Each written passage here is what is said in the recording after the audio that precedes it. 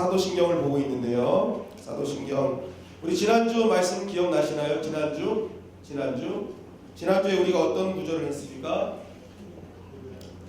그 외아들 우리 주 예수 그리스도를 믿사오니. 자, 그 외아들 우리 주 예수 그리스도를 믿사오니, 이 의미가 무슨 의미라고 그랬습니까?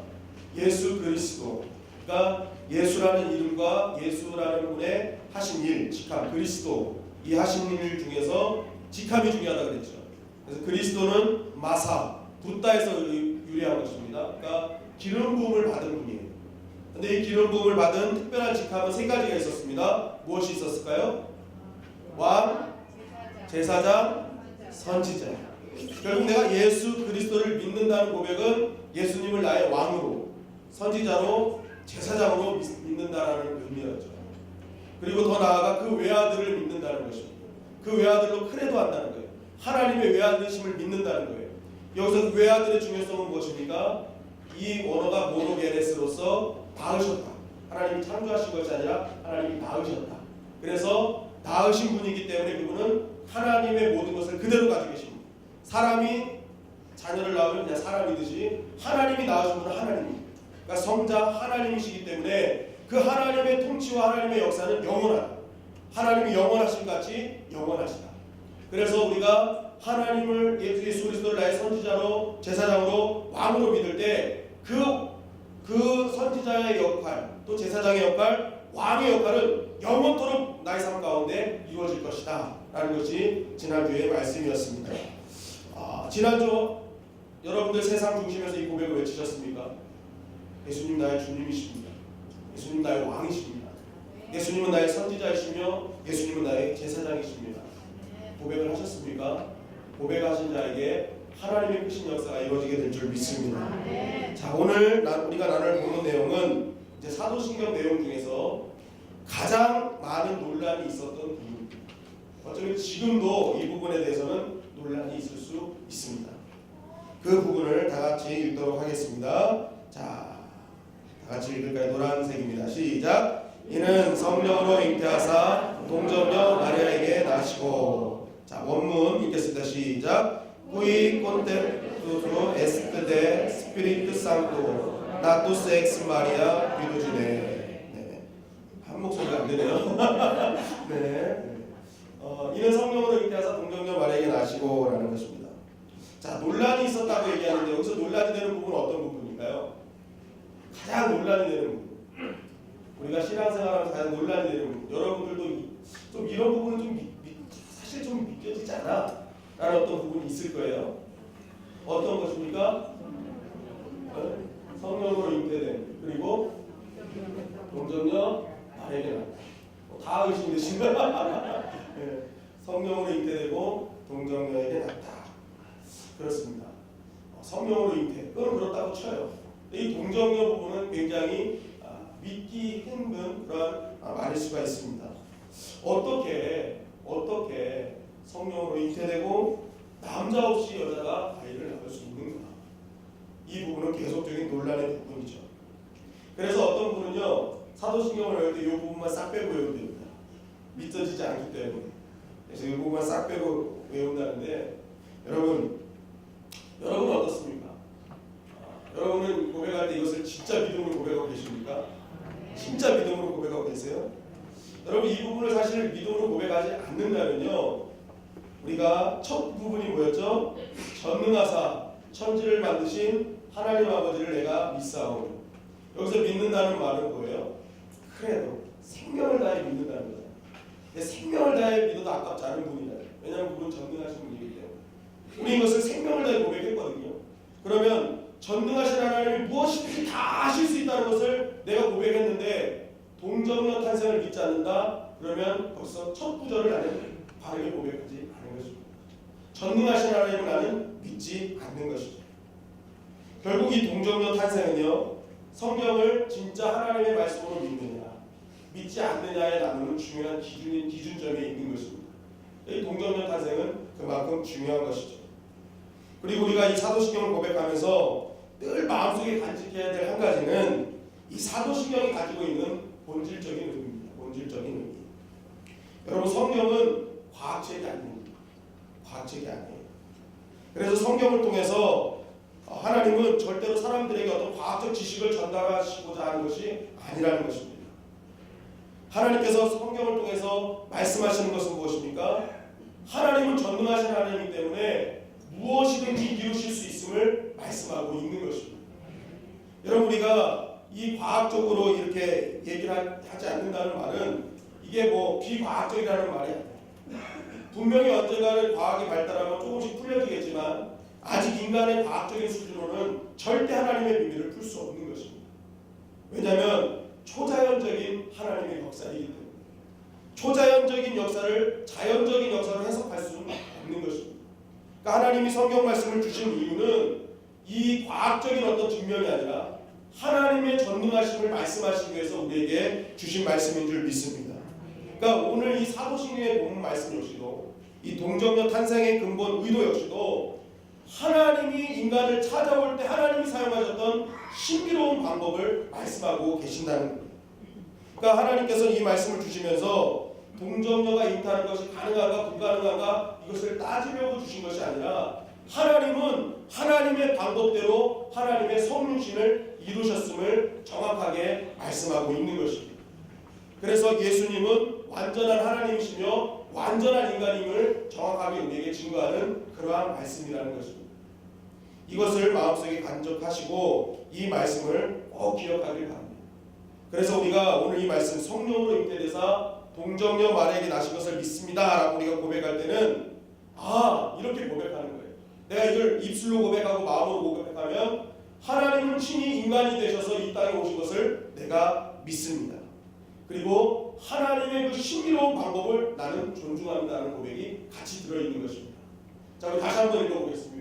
고백해보겠습니다. 시작. 이는 성령으로 잉태하사 동정녀 마리아에게 나시고. 여러분, 이 고백을 통해서 하나님의 신비로운 그 역사를 나는 믿습니다라고 지금 동의를 하신 것입니다. 자, 이러한 기본 본질을 기억하시면서 오늘 말씀 들어가도록 하겠습니다. 오늘 이 고백은 한글에서는 분명히 한 문장으로 되어 있지만 실제적인 원문으로 가면 두 문장으로 되어 있습니다. 자, 다시 원문을 보면은 Qui conceptus est de Spiritu Sancto 이 한 부분과 Dactus ex Maria Virgine 이 한 부분으로 나눠져 있는 거예요. 그래서 Qui conceptus est de Spiritu Sancto는 Qui는 그분이라는 것입니다. Qui 그분, conceptus est는 모모에 의해 잉태되다. 그리고 de Spiritu Sancto 이것은 거룩한 영, 즉 그분은 거룩한 영으로 잉태됐다. 성령으로 잉태됐다는 뜻입니다. 그리고 나투스 엑스 마리아 비르지네 나투스는 태어났다. 그리고 엑스는 모모로부터 마리아 비르지네는 동정녀 마리아. 그러니까 결국 이 말씀은 동정녀 마리아로부터 태어났다라는 말씀입니다. 그러니까 이 원문의 원래 의미는 예수 그리스도의 잉태는 성령으로부터 됐고 출산은 동정녀 마리아로부터 됐다라는 의미입니다. 자, 다시 한번 해보겠습니다. 예수 그리스도의 잉태는 성령으로부터, 출산은 마리아로부터 이렇게 되었다라고 말씀하고 있는 것입니다. 자, 그렇다면 이 두 가지 의미를 한번 알아보도록 하겠습니다. 먼저는 동정녀의 몸을 입고 오신 예수 그리스도가 어떤 의미를 갖는지를 말씀드리도록 하겠습니다. 여러분, 동정녀 탄생에 대한 말씀은 성경에서 두 군데가 나옵니다. 마태복음 1장 18절부터 25절과 누가복음 1장 26절에서 38절 말씀입니다. 이 마태복음 1장의 내용은 이 마리아의 얘기가 아니라 요셉의 얘기입니다.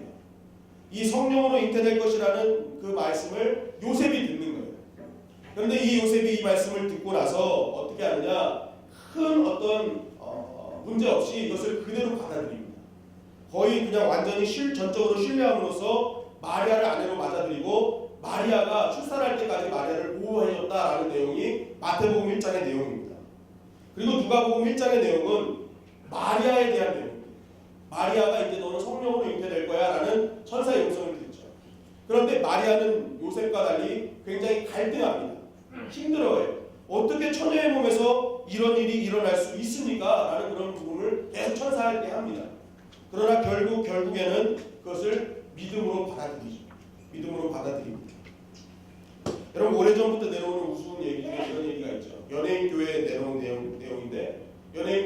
성경 공부를 하다가 어떤 분이 나는 다 믿겠는데 이 동정녀 탄생에 대해서 못 믿겠다. 도저히 믿지 못하겠다. 이거 어떻게 이게 가능하냐. 내가 이런 부분에 좀 아는데 이건 말도 안 되는 얘기다 라고 이렇게 이야기를 했다고 합니다. 그랬더니 당시 그 연예인 교회에서 이제 집사님을 계셨지만 지금 장로님이죠. 이 구공서 장로님이 이렇게 얘기를 했다고 합니다. 아니 지서방이 믿겠다는데 네가 왜 못 믿냐. 지서방이 믿는데 너는 왜 못 믿냐. 그러면서 이제 혼냈다는 그런 무슨 얘기가 있는데 여러분 한번 보십시오. 우리도 마찬가지죠. 요셉이 믿겠다는데 우리가 못 믿을 이유는 없어요. 못 믿을 이유는 없어요. 남편이 믿겠다는데. 그런데 또 한편으로는 당사자인 마리아가 믿지 못하고 그 부분에 대해서 굉장히 믿기 어려운 현실을 얘기했을 걸 보면은 우리 역시도 마리아처럼 이 부분에 대해서 굉장히 갈등할 수 있다는 것입니다. 그러면 왜 하나님은 굳이 이렇게 갈등하는 문제를 이렇게 만들어 놓으셨냐? 왜 동정녀의 탄생을 왜 굳이 성경에 놓으시고 왜 이 사도들의 고백 속에 넣으셨냐는 거예요. 우리가 이것을 정확하게 알기 위해서는 인류의 최초의 범죄 현장으로 되돌아가야 됩니다.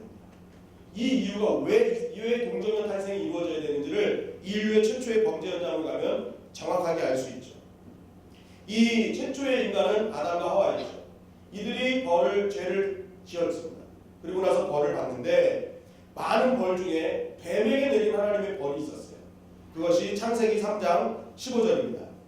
다 같이 읽겠습니다. 시작. 내가 너로 여자와 원수가 되게 하고 내 후손도 여자의 후손과 원수가 되게 하리니 여자의 후손은 내 머리를 상하게 할 것이요 너는 그의 발꿈치를 상하게 할 것이라 하시고. 자, 인간이었던 아담과 하와를 범죄하게 만들었던 예뱀, 그게 마귀죠. 이 마귀에게 하나님이 벌을 내리셨는데 그 벌이 무엇입니까? 여자의 후손과 너는 원수가 될 것이며 여자의 후손이 내 머리를 상하게 할 것이다 라고 하는 것입니다. 여자의 후손이라는 여자의 후손. 이 말을 잘 기억하시기 바랍니다. 여자의 후손이 너의 원수가 될 것이고 너의 발꿈치를 상하게 할 것이다. 여러분 예전 옛말에 이런 말이 있습니다. 아버지 날 낳으시고 어머니 날 기르시니. 기억나시죠? 지금도 고백하시죠. 아버지 날 낳으시고 어머니 날 기르시니. 이 말이 맞을까요? 틀릴까요? 맞을까요? 틀릴까요? 이 말이 과학적으로 맞는 말입니다. 아버지가 낳으시고 어머니 기르시는 거예요.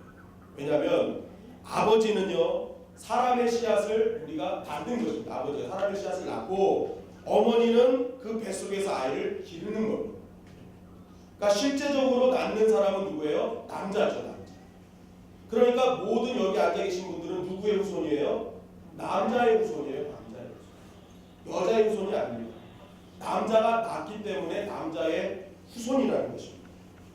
그런데 하나님은 뭐라고 말씀하세요? 남자의 후손이 아니다. 뭐예요? 여자의 후손이다라고 강조하고 계시는 거예요. 그럼 여자의 후손은 뭐예요? 남자의 도움을 받지 않았다. 남자가 없이 그냥 여자 혼자 낳았다라는 거예요. 여자 혼자 낳았다. 그러니까 남자의 씨앗 없이 태어난 존재가 여자의 후손이라는 것입니다. 결국 여자의 후손이 그런 남자의 도움 없이 태어난 여자의 후손이 사단을 이기게 될 것이다라고 말씀하고 있는 것이죠. 여러분 그렇다면 왜 여자의 후손이어야 됩니까? 왜 하나님은 꼭 여자의 후손이어야만 하는가? 그것은 바로 따라하시겠습니다. 죄의 전염성 때문이었습니다. 이 범죄한 하와는 즉시 어떻게 합니까? 아담에게 죄를 전염시켰죠. 같이 죄를 짓게 하였습니다. 그러니까 이 아담과 하와, 최초의 인간인 아담과 하와가 죄를 지니까 아담이 죄를 가진 씨앗이 후손을 가지면 그 후손들은 다 죄인으로 태어날 수밖에 없었던 것입니다. 결국 죄에 전염된 인간은 옛뱀, 마귀의 노예가 될 수밖에 없는 것이죠. 그러니까 마귀의 노예가 되니까 마귀에게 종노릇을 할 수밖에 없는 것입니다. 그러니까 마귀에게 노예가 되니까 마귀를 대적하거나 마귀를 저항하거나 공격할 수 없는 존재가 되어버린 거예요. 그러니까 하나님은 안 되겠다. 이 마귀에게 대항할 수 없고 공격할 수 없는 이 인간을 통해서는 절대로 이길 수 없다. 그래서 하나님은 완벽한 사람, 죄가 없는 인간을 만드시기를 원하셨던 것입니다. 그래서 어떡합니까? 남자의 씨앗이 전해지지 않는, 죄가 전염되지 않는 여자의 후손만이 피로 하셨던 것입니다. 그래서 처녀의 몸인 동정녀의 몸을 가지고 여자의 후손으로 예수님이 태어나셨던 것이죠. 결국 여자의 후손이 예수님은 죄가 없으신 완전한 인간으로 태어나실 수 있으셨던 것입니다. 죄가 없으시기 때문에 그분은 우리의 모든 죄를 감당하실 수 있고, 죄가 없으셨기 때문에 그분은 완전한 대속의 제물로서 사용되어질 수 있었다는 것입니다. 자, 둘째는 성령으로 잉태되다. 성령으로 잉태되다. 성령으로 잉태되다. 이 성령으로 잉태된다는 말이 무엇인지를 알려면 왜 성령으로 잉태되어야만 하였는가를 우리는 먼저 알아야 되는 거예요. 누가복음 1장 35절입니다. 누가복음 1장 35절 다 같이 읽겠습니다. 시작.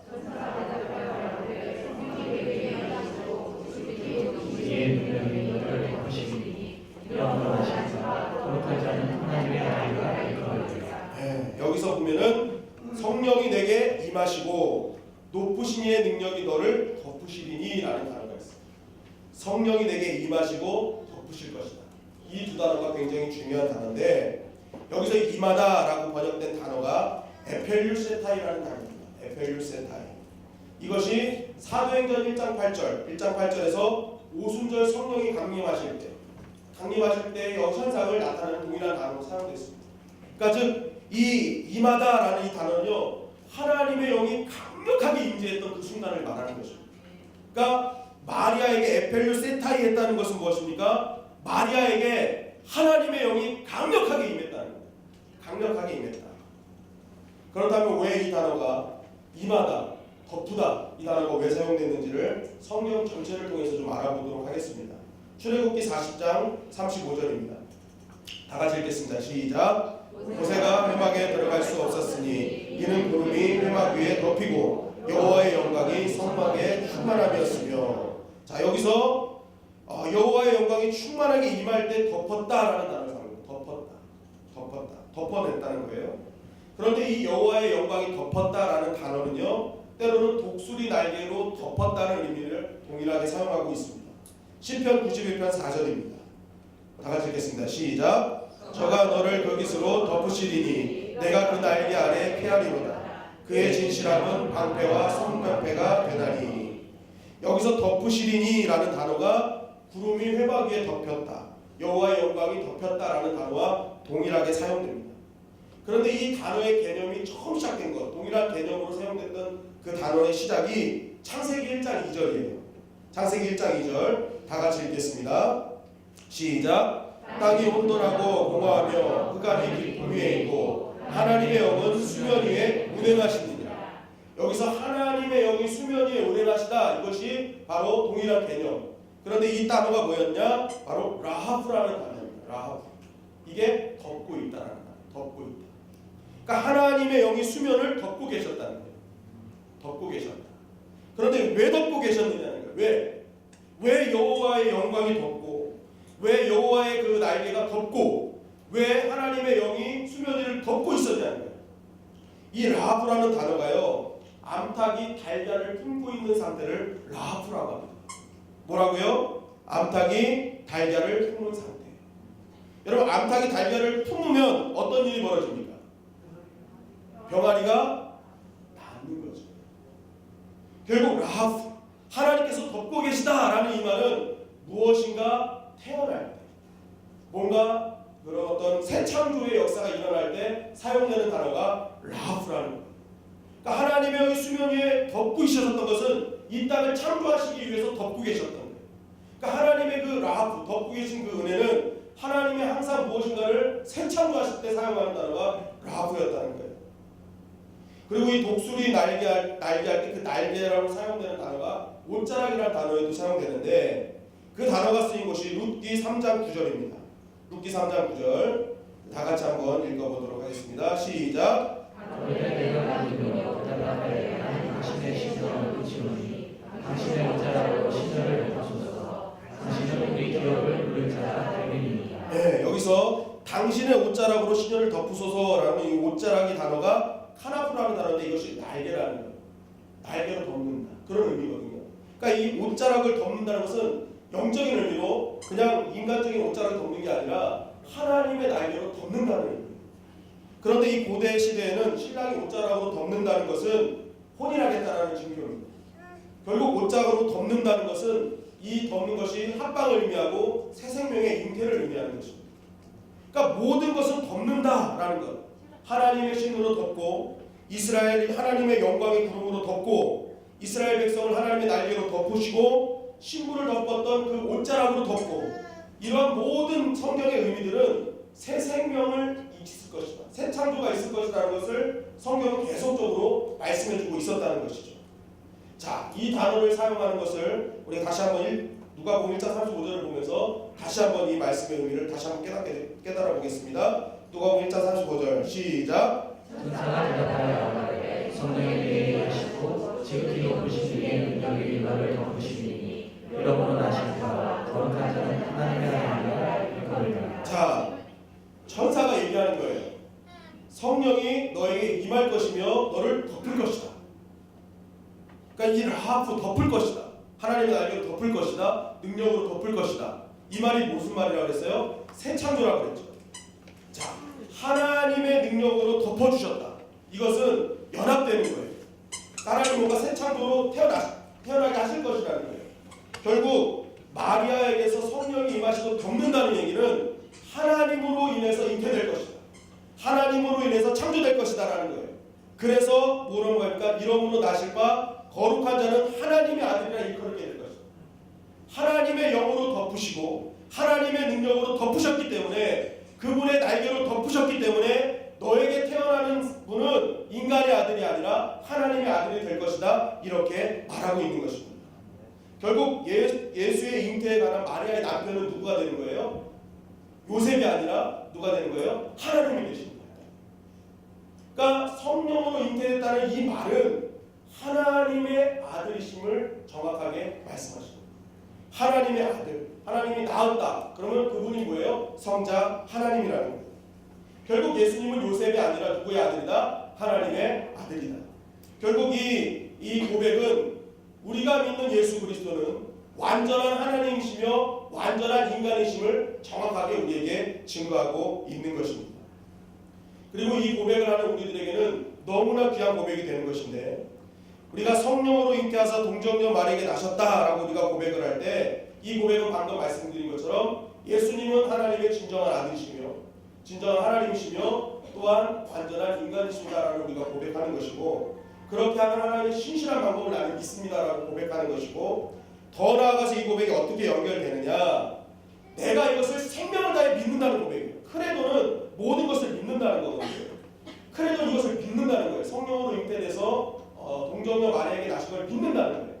그럼 이 고백을 믿는 자에게는 어떤 역사가 일어나느냐? 그 역시도 하나님의 날개로 보호해 주시고 하나님의 날개로 하나님의 능력으로 보호해 주시고 그 다음에 하나님의 그 능력을 통해서 어떻게 합니까? 내가 하나님의 자녀로 새 창조 되어질 것이며 더 나아가서 하나님의 능력을 통해서 우리의 날마다 승리자의 삶을 살 것임을 하나님께서 인정해 주시는 것입니다.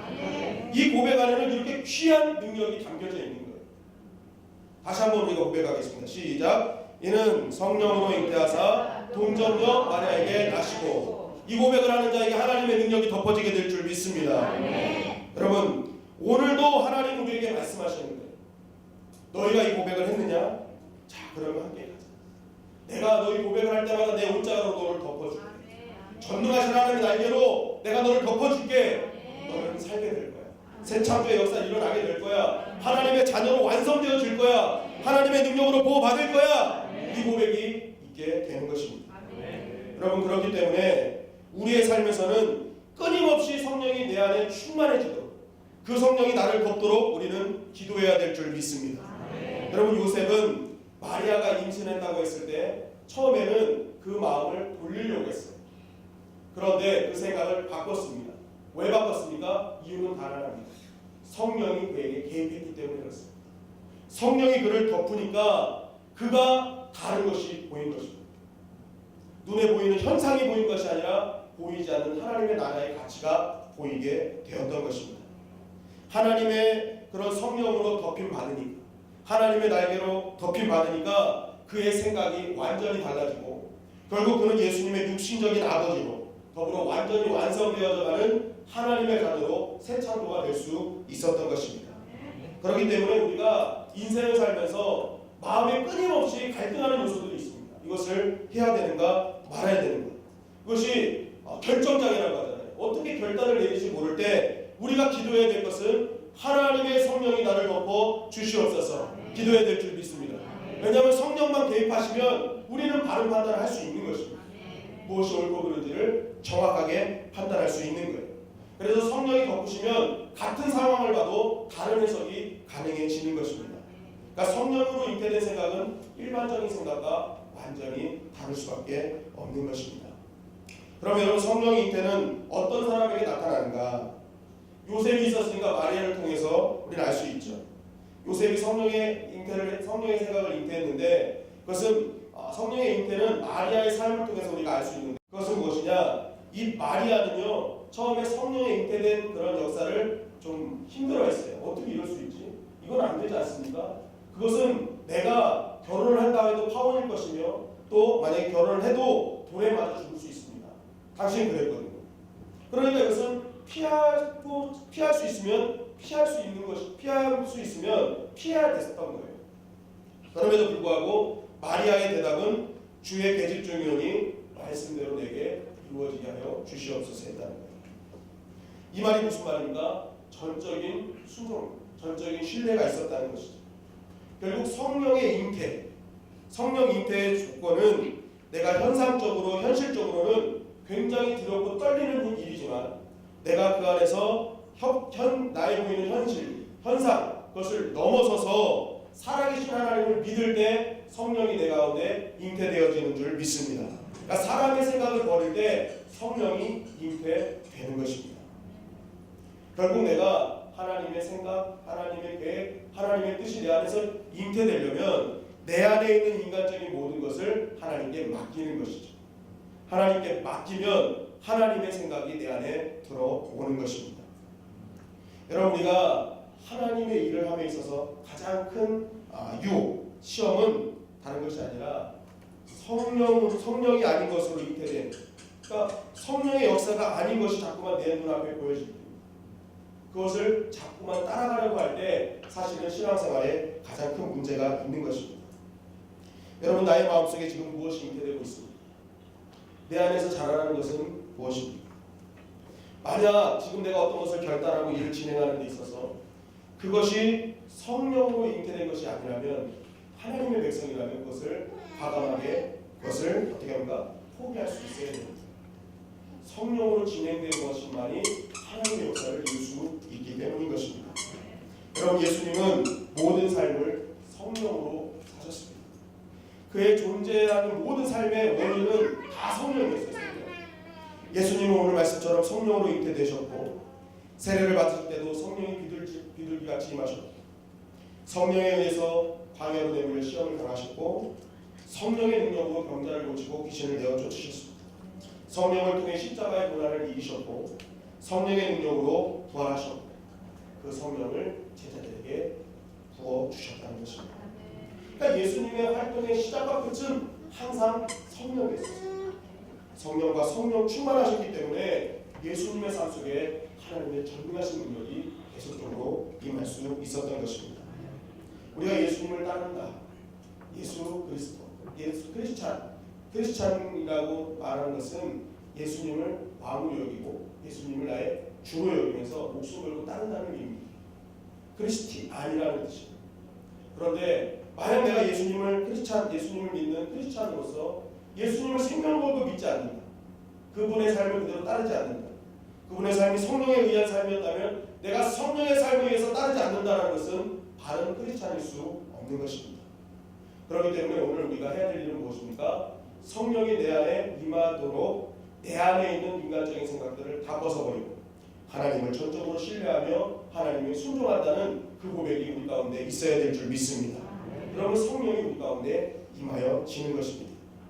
또한 이 동정녀 탄생을 통해서 예수님이 친히 인간이 되셨다는 것은 결국 우리가 어떤 일이라도 주님께 아릴 수 있다는 것입니다. 예수님께서 인간의 몸을 입고 오셨다는 것은 무엇입니까? 예수님은 인간으로서 모든 희노애락을 다 이 땅에서 겪으셨다는 거예요. 그러니까 그것을 그냥 관념적으로 보시는 것이 아니라 다 겪으신 거예요. 아, 이것이 슬프고 이것이 기쁘고 이것이 우는이 슬픈 것이고 이것이 기쁜 것이고 그런 것들을 예수님은 친히 인간으로 오셔서 다 느끼셨다는 것이죠. 히브리서 2장 18절 그가 시험을 받아 고난을 당하셨은즉 시험 받는 자들을 능히 도우실 수 있느니라. 그러니까 예수님이 다 경험하셨기 때문에 예수님은 그 모든 것을 능히 도우실 수 있다는 것입니다. 여러분, 같은 입장에 처함으로써 서로를 공유할 수 있는 이해, 이것을 공감적 이해라고 해요. 공감적 이해. 이게 무슨 말이냐면 제가 예전에 이 담석이 있어가지고 이 담낭을 떼어냈습니다. 근데 그 담낭이 있는 사실을 몰랐을 때는요, 그 속이 너무 아팠어요. 너무너무 힘들고 너무너무 아팠는데 이제 이 담석을 떼어내니까 그 속 아픈 것이 싹 없어졌거든요. 그래서 제가 이렇게 가만히 이렇게 살다 보면은 담석증 있는 부분을 그 아픔을 제가 이해합니다. 얼마나 아프고 정말 아프고 너무 아프기 때문에 그것이 공감적 이해인 거죠. 근데 문제는 속 아프면 다 담석증인 줄 알아요. 그래서 무조건 담석 가서 떼라 그래요. 근데 담석이 다른 걸로 아플 텐데 무조건 담석을 떼라는 데 문제가 있는데 아무튼 그 아픔을 겪은 사람이 동일한 아픔 속에서 그것을 공감적으로 이해할 수 있는 거죠. 그러니까 예수님은 어린 시절부터 어떻게 하셨습니까? 우리와 똑같이 부모의 사랑을 받고 살았죠. 매일 밥 먹으셨죠. 물 드셨죠. 그러니까 목수로서 망치질을 할 때 서투르면 손을 망치로 때려가지고 손에서 피도 나죠. 결국 예수님은 인간으로 오시면서 배고픔, 목마름이 무엇이고 또 그 삶 속에서 아프다는 것이 무엇이고 기다리는 것이 무엇이고 슬픔이 무엇인지를 심히 느끼실 것입니다. 그렇기 때문에 우리가 배고플 때 기도하면 하나님 그 배고픔을 아시는 거예요. 우리가 슬퍼하는 그런 애통이 있을 때 하나님 그 애통함을 심히 다 아시는 것입니다. 그래서 예수님은 그것을 완벽하게, 완전하게 그것을 다 이루어 주실 수 있는 것입니다. 그렇기 때문에 오늘 이 자리에 오실 때 정말 내 마음속에 누구도 알아주지 않는 그런 아픔이 있다면 오늘 그 아픔을 예수님께 아뢰시기를 간절히 바랍니다. 예수님은 가장 비천한 곳에서 태어나시기 때문에 그 비천한 자리에서 고통하고 신음하는 자의 소리를 반드시 들으시는 분이세요. 너무나 아프고 현실적으로 어려운 문제도 예수님은 다 공감적으로 이해하시기 때문에 그 모든 것을 다 들어줄 수 있는 분이 우리 예수님이시라는 것입니다. 그러므로 오늘 주님 앞에 간절히 부르시죠. 눈물을 뿌리면서 부르짖을 때 그 간구에 예수님께서 완벽하게 완전하게 이루어 주실 줄 믿습니다. 여러분, 이사야 7장 14절에 보면은 이런 말씀이 있습니다. 이사야서 7장 14절 다 같이 읽겠습니다. 시작. 그러므로 주께서 친히 징조로 너희에게 주신 것이라 보라 천사가 위하여 아들을 낳을 것이요 그 이름을 임마누엘이라 하리라. 네. 하나님께서 주께서 친히 징조를 주셨대요. 근데 그 징조가 뭐예요? 처녀가 잉타하여 아들을 낳을 것이요 그 이름을 임마누엘이라 하리라. 근데 여러분, 이게 되게 웃겨요. 왜냐하면 이 말씀을 주실 때 상황이 어떤 상황인 줄 아세요? 이 상황이요, 이 유다왕 아하스 때에 아람 나라와 북이스라엘이 연합해서 이 남유다를 침공했을 때 이야기예요. 이 남국을 딱 침공했을 때 하나님이 직접 나타나셔서 아하스 왕에게 자, 내가 징조를 줄 테니까 구해봐 그랬어요. 너희가 이제 승리를 할 수 있는 징조를 내가 보여줄 테니까 어떤 징조를 원하니 한번 얘기해봐 했어요. 그런데 아하스가 너무 겁을 먹어서 하나님께 징조를 말하지 않았어요. 어떤 징조를 줄까, 이게 어떤 징조가 필요합니다라고 구하지 않았습니다. 그러니까 하나님이 그래 그럼 내가 징조를 줄게 하면서 주신 징조가 그러므로 주께서 친히 징조로 너에게 주실 것이라 보라 처녀가 잉태하여 아들을 낳을 것이요 그 이름을 임마누엘이라 하리라. 전쟁 중인데 여러분, 이게 징조가 전쟁 중에 징조를 주려면은 너희 한 사람이 나가서 활을 쏴라. 아무데나 쏴라. 그냥 아무데나 허공에다 쏴도 되고 아무데나 쏴라. 그러면 그 활이 적장이 심장에 가서 딱 맞을 때 내가 너희를 함께한다는 징조를 알아라. 이 정도가 징조가 돼야 되지 않습니까? 그러면 아하스 왕이 와 그래 아무데나 허공 한번 딱 쐈는데 진짜 활이 적장이 심장에 딱 맞았으면 야, 하나님 진짜 나와 함께 하시는구나 라고 깨달을 수 있는 거잖아요. 그런데 전쟁 중에 갑자기 생뚱맞게 처녀가 잉타하여 아들을 낳겠다는 거예요. 이게 얼마나 생뚱맞은 징조입니까? 정말 생뚱맞은 징조예요. 그리고 더 이상한 것은 무엇입니까? 이 징조가요, 당장 일어나야 될 징조인데 이 징조는 앞으로 800년 후에 일어날 징조란 말이에요. 지금 당장 문 앞에서 전쟁을 하는데 하나님이 주신 징조가 앞으로 800년 후에 일어날 징조를 하나님이 주셨다는 거예요. 이거는 이런 거예요. 자, 내가 징조를 줄게. 네 아들이 지금 20살이지 앞으로 60년이 되면 80살에 네 아들 죽을 거야 라고 징조 주신 거예요. 이게 징조입니까? 그냥 삶의 결과예요. 결과. 언젠가 죽고 이게 결과잖아요. 반드시 죽을 건데, 그러니까 이건 징조가 될 수, 어떻게 보면 징조가 될 수 없는 거예요. 그런데 하나님은 이것을 징조로 주셨다는 거예요. 왜 그러십니까? 왜 그러십니까? 그 이유는 다른 것이 아니에요. 800년 후에 일어날 일을 징조로 주신 것은 너희 남유다 땅에 800년 후에 메시아가 와야 되므로 너희는 지금 절대 망하지 않을 것이다 라고 말씀하십니다. 너희 땅에 반드시 너희 후손을 통해서 메시아가 와야 되기 때문에 너희는 지금 전쟁에서 망하지 않을 것이다 라고 하나님께서 징조를 주신 것입니다. 그리고 너희 유다 지파로 올 메시아는 불가능한 전쟁을 완전히 승리로 이끌 그러한 분이시다라는 것을 징조로 주신 것입니다. 그러니까 이렇게 완벽한 징조가 없는 것입니다. 그러니까 이 징조대로 아하스왕은 불가능한 전쟁에서 이기게 되는 거예요. 여러분, 주님께서 오늘 이 사도신경의 고백을 통해서 오늘날 우리에게 이것을 징조로 주시는 이유가 무엇이겠습니까? 그것은 다른 것이 아닙니다.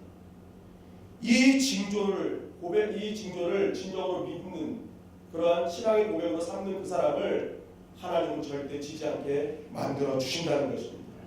하나님의 자녀로서, 하나님의 백성으로서 반드시 지켜주겠다는 하나님의 약속인 것입니다. 그리고 이것을 믿고 나가는 자에게 어떤 불가능한 상황 속에서도 하나님의 전적인 능력으로 개입해 주시고 승리케 해주시겠다는 하나님의 약속인 것입니다. 여러분, 도저히 이길 수 없는 여러분들의 전쟁이 있습니까? 문제가 있습니까? 오늘 이 고백을 징조로 삼으시기를 간절히 바랍니다. 이것을 징조로 삼는 자에게 전적인 하나님의 계획이 있는 것입니다. 불가능한 전쟁을 이기게 하시는 하나님의 은혜를 얻게 되는 것입니다. 여러분, 오늘 예수님께서는 완벽한 하나님이시며 완벽한 인간이심을 고백하면서 우리의 모든 것을 하나님께 아뢰기를 원하십니다. 그분의 개입을 요청하기를 원하십니다. 여러분, 오늘 이 고백을 통해서 하나님의 개입을 요청하십시오. 그리할 때에 하나님께서 우리의 인생을 책임져 주실 것이며 우리의 삶의 모든 것을 이끌어 주실 것입니다. 이 말씀을 꼭 기억하셔서 오직 하나님만이 나의 능력이며 힘임을 고백할 수 있는 저와 여러분들이 되시기를 주님의 이름으로 간절히 축원합니다.